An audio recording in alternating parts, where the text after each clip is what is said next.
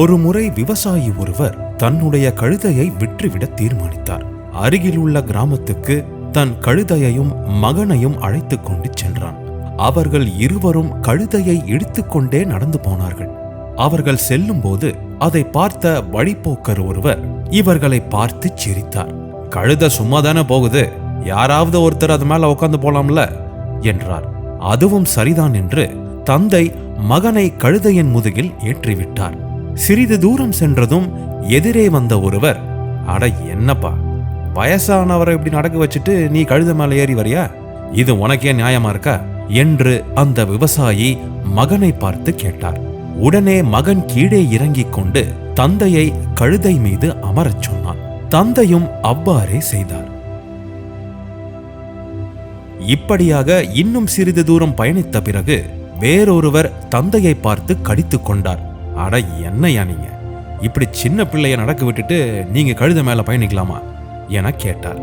தந்தையும் மகனும் ஆளாளுக்கு இப்படி சொல்கிறார்களே, என்ன செய்வது என பலவாறாக யோசித்து இறுதியில் இருவருமே கழுதையின் மேல் ஏறிக்கொண்டார்கள்.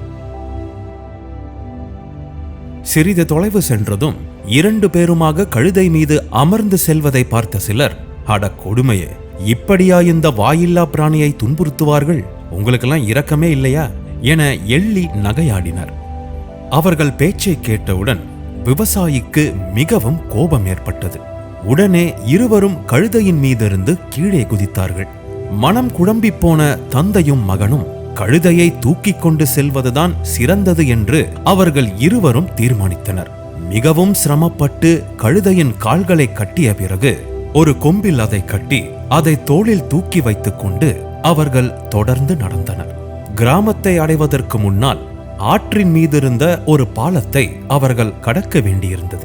விவசாயியும் அவன் மகனும் மிகவும் சிரமப்பட்டு கழுதையை தூக்கிக் கொண்டு வரும் வினோத காட்சியை ஆற்றுக்கு அக்கறையில் இருந்த குழந்தைகள் பார்த்து கைகொட்டி சிரித்தனர். பெரிய சத்தத்தை கேட்டு பயந்து போன கழுதை பெரிதாக துள்ளி குதிக்க ஆரம்பித்தது.